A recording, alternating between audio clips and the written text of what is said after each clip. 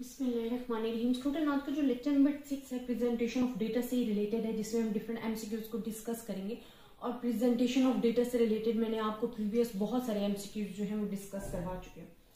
Question number 1 है कि if lower and upper limits of the class are 10 and 14 है, then mid points क्या है। अब सबसे पहले तो आपको पता होना चाहिए कि मिड पॉइंट फाइंड कैसे करते हैं। तो lower plus upper limit divided by 2 जो होता है वो मिड पॉइंट फाइंड करना है। अगर आप 10 to 40 को प्लस करते हो, डिवाइडेड बाय 2 करते हो, you have the answer is 25। तो आप देखिए 25 ऑप्शन है, यस 25 इज ऑप्शन। ऐसे क्वेश्चन जो हैं वो आपके अगर कोई पेपर में आ जाते हैं तो आपने ना कि यहाँ तुक्के लगाने होते हैं, बल्कि आपने इनको सॉल्व करके चेक करना होता है। अब अगर आपको मिड पॉइंट फाइंड करना आता है तो it's not difficult to find the answer, तो ये आपके लिए इजीली सॉल्व हो जाएगा। तो यहाँ से आपका ये जो क्वेश्चन नंबर 1 है वो सॉल्व हो जाता है। सेकेंड क्वेश्चन में आपसे क्या पूछा गया है कि group data number of class preferred as, ठीक है। अब ग्रुप डेटा में जब नंबर ऑफ क्लासेस फाइंड करने के लिए मैंने आपको फार्मूला भी बताया था कि, और मैंने आपको बताया था जब हम नंबर ऑफ फ्रीक्वेंसीज को डिवाइड कर देते हैं इंटरवल से, तो तभी हमारे पास जो है क्लासेस जो है मिनिमम के क्लासेस जो है आपके पास आ जाती है टोटल नंबर ऑफ फ्रीक्वेंसी को इंटरवल से। अब यहाँ वो कहते हैं कि ग्रुप डेटा में नंबर ऑफ क्लासेस प्रेफर्ड हमने कैसे करनी है, क्या मिनिमम पॉसिबल है, एडिक्वेट है या मैक्सिमम पॉसिबल है। तो हमारे पास जितनी हमें जरूरत होगी, हमारे लिए काफी होंगी, हम उतनी ही सेलेक्ट करेंगे। Class interval is measured as, अब क्लास इंटरवल आप कैसे फाइंड कर सकते हो, क्या सम कर सकते हो लोअर एंड अपर लिमिट का, या difference lower and upper limit का, या हाफ ऑफ द सम। तो स्टूडेंट डिफरेंस आप कैसे मालूम करते हो क्लास इंटरवल की, मैंने आगे एक एग्जाम्पल करवाई है ताकि आप लोगों को समझ आ जाए कि हम डिफरेंस लेके लोअर एंड अपर लिमिट्स में बताते हैं कि सम कितना आ रहा है। Class interval of the continuous group data, ये आपको एक सीक्वेंस वाइज नंबर गिवन है, आपने फाइंड करना है क्लास इंटरवल।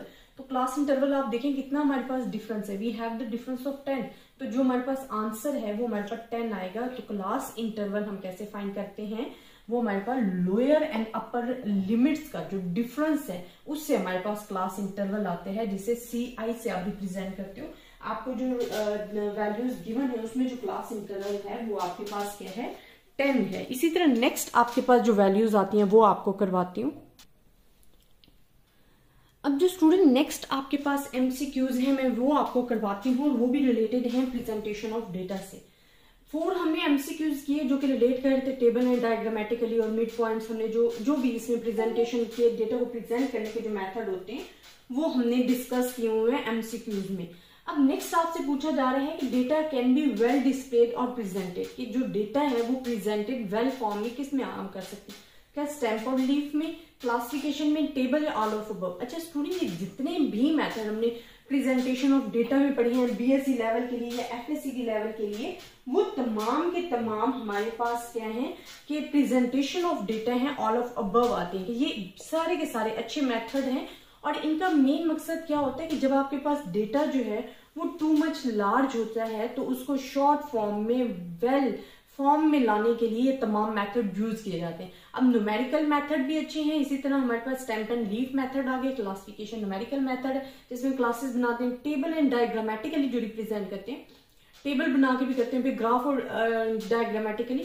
इनका मकसद ये होता है कि हम डेटा को इजीली फॉर्म में ला सकें जो इजीली अंडरस्टैंडेबल हो सके। तो ये तमाम मेथड जो है वो अच्छे हैं डेटा को डिस्प्ले करने के लिए।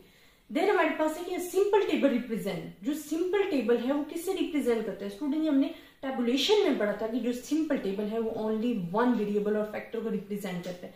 डबल जो हम टेबुलेशन पढ़ते थे उसमें वो 2 वेरिएबल्स को करता था, और कम्प्लेक्स टेबल में हमारे पास मोर वेरिएबल्स इन्वॉल्व होते हैं। एंड ये तमाम चीजें हमने टेबुलेशन में पढ़ी हैं। अब कहते हैं कि सिंपल टेबल जो है वो रिप्रेजेंट करता है ओनली 1 फैक्टर को। इसी तरह कम्प्लेक्स टेबल रिप्रेजेंट करता है और 2 वेरिएबल्स को, 2 और मोर वेरिएबल्स को, या 1 वेरिएबल्स को। तो हमारे पास ये 2 और मोर वेरिएबल्स को रिप्रेजेंट करता है।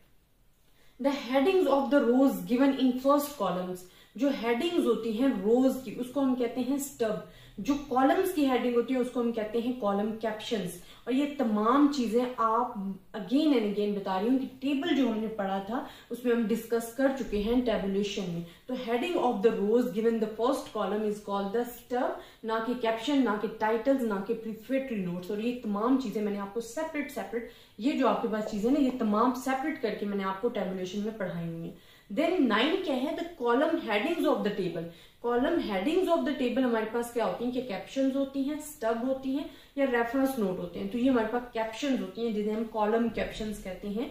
और ये हमारे पास क्या होते हैं कि हमारे जितने भी वेरिएबल्स हमें गिवन होते हैं हम उनको column caption and row caption में लिखते हैं। तो ये हमारे पास टेबुलेशन में आ जाता है। तो स्टूडेंट ये हमारे पास एमसीक्यू थे प्रेजेंटेशन ऑफ डेटा में।